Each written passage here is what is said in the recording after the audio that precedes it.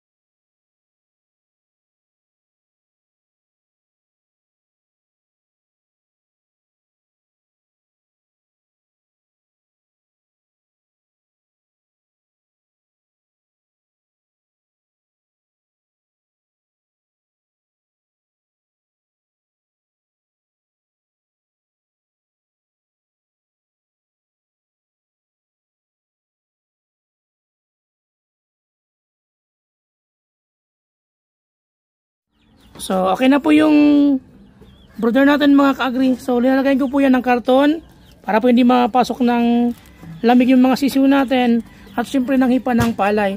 So, ano pong mga kagandahan o benepisyo ng paglalagay ng hipa natin or ang hipa ng palay. So, una po, ito ay nakaka-absorb ng init na galing sa ating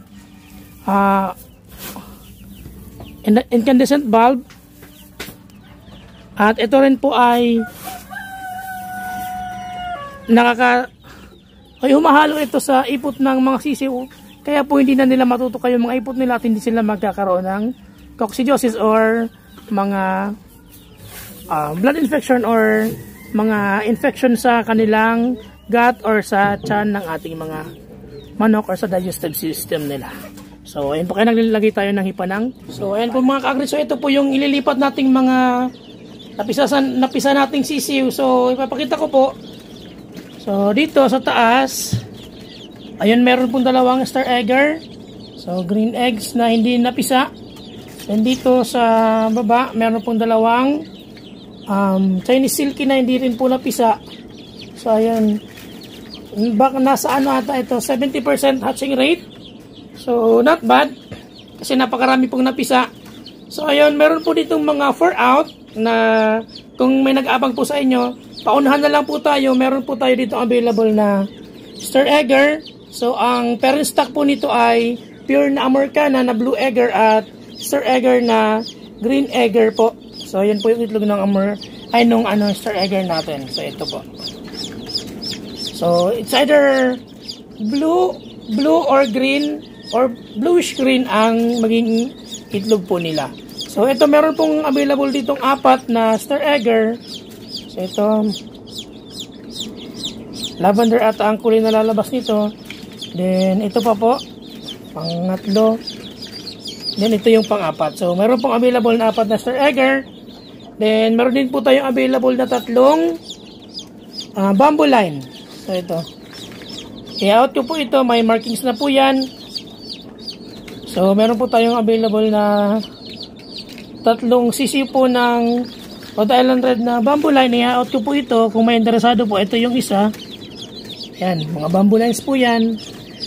Then meron pong available na mga black roller pa Italian line. So 1 2, 3, 4, 5, 6, 7, 10 ata, 10 BA na Italian line. Then dito po sa baba, so dito po meron tayo ditong isang Jack Rosatina line na cross po yan sa bamboo line na galing kay Sir Paul. Ito, may markings po yan. Then may 4 po tayong available na bali 5 vintage line. So ito, then ito, then meron po ako napapisa ditong isang Black Copper Maran na galing po sa Exodia Farm. So isa lang po yung may similya. So papalitan daw po yung 4 na binila nating fertile egg. So ito po. Then meron din po tayo na-produce dito na Pure Americana. Ito, so this is Pure Americana po. So picture breeder natin yan. Then ito, Pure Americana rin, Blue Egger. So gagawin ko pong breeder. Then meron po dito mga available na Chinese Silky. Kulay puti po yan, kulay puti. May feather po yan sa paa. Meron pong 7. Kung interested po kayo, you can PM me kung gusto niyo po nito, Chinese Silky. PM na lang po sa mga gustong bumili. At syempre, nakakapisa po tayo ng mas maraming sisiw dahil na rin sa tulong ng pinapadala sa atin ni Ma'am Sheila at ng Battlecock Product Family at syempre ng Firmament Livestock Family.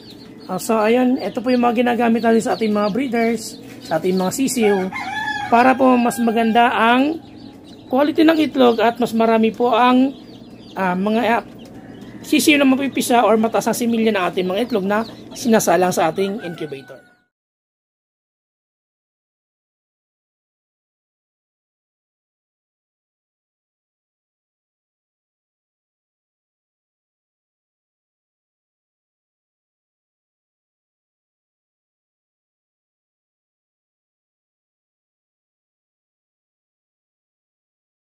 So ayun mga ka-agri, nabigyan ko na po ng ating BMP 100 ang ating mga sisiw at naturuan ko na rin po silang uminom sa kanilang water. So ayan, kaya may umiinom ng isa.